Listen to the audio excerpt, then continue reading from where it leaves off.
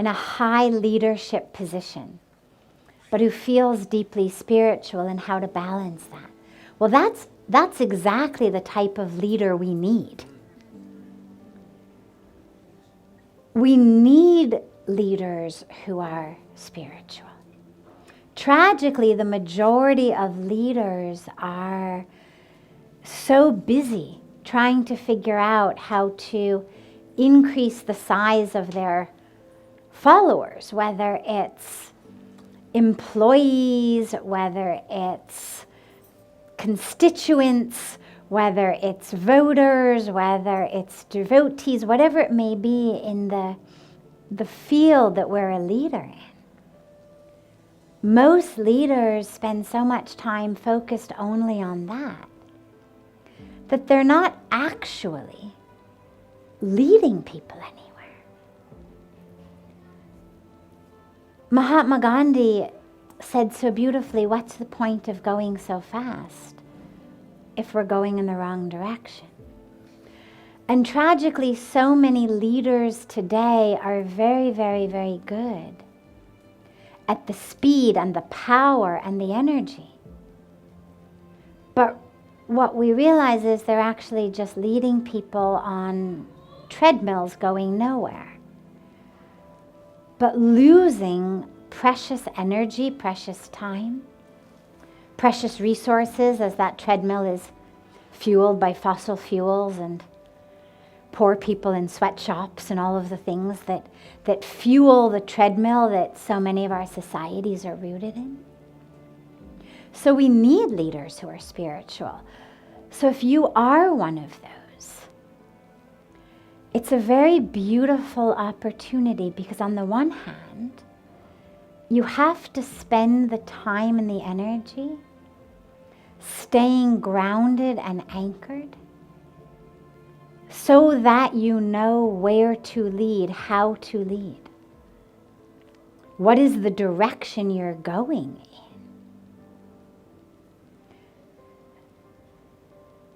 I was speaking at an entrepreneurial event, a startup summit. And I said, these days, wherever you look, everyone's an entrepreneur, everyone is starting things up. The problem is no one knows where we're going.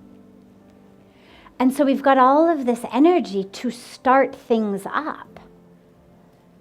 But other than just my startup should be a success, there's very little vision of once we start, where are we going? Okay, yes, let's say it's a success. Where's it going? What actually are we starting? So leaders are the ones who actually have to be the clearest, the most grounded, the most anchored, in order to really be able to be channels for the divine will.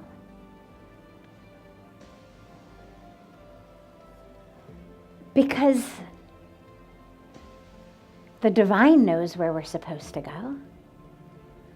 And that part within us, what Puja Swamiji calls our inner GPS, well, that knows where we're supposed to go. The problem in most leadership positions is power, prestige, money, name, fame. They block us from that divine flow. And so we end up running our leadership fueled by ego and power and name and fame. And that's where we lead people into ditches. And so leaders need to be those who are really anchored, really grounded, really humble, really able to serve as vehicles and vessels for that divine will to flow. So make sure that you have your own meditation time, because leadership also tends to take up a lot of time and energy. There's a lot of people wanting your time and energy. There's a lot to be done. So make sure that when you set up a daily schedule, that the first thing in it is your grounding and anchoring time. And it doesn't have to be 2 hours, it can be 20 minutes. But just make sure that you have it, because that's the time that re-anchors you into actually the source from which your leadership is coming.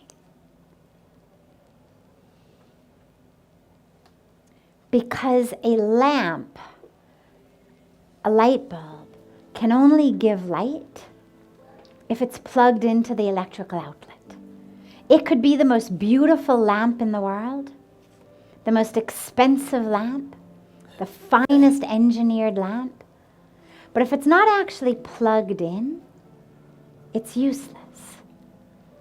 And in the same way, no matter how accomplished or beautiful or wealthy or powerful we may be, or finely accessorized we may be, if we're not plugged in to that source, we're not actually going to be able to give light to the world.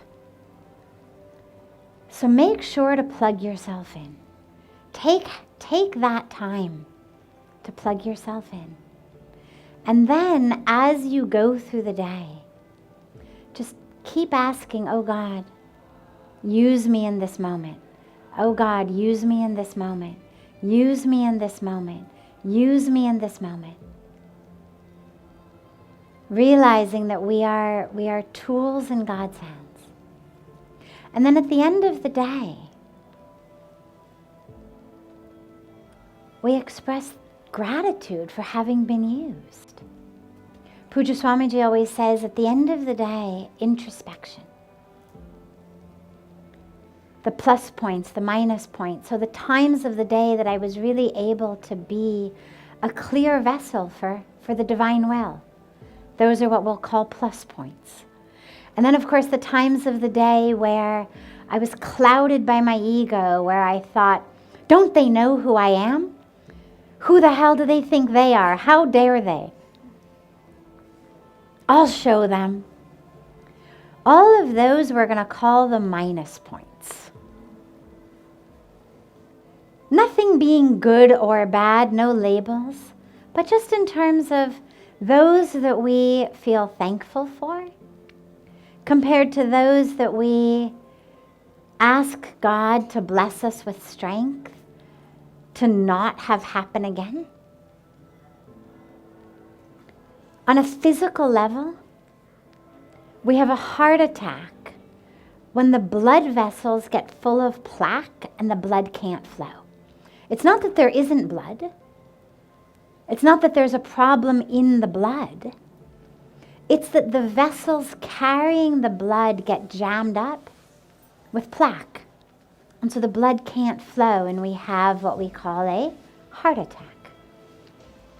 The same thing happens spiritually. Grace is there. The divine will is there. God is there. The problem is that us as vessels for that divine will, for that grace, we get clogged up. We get clogged up with our own egos. We get clogged up with our attachments and our expectations and our stories and our dramas and so many different things.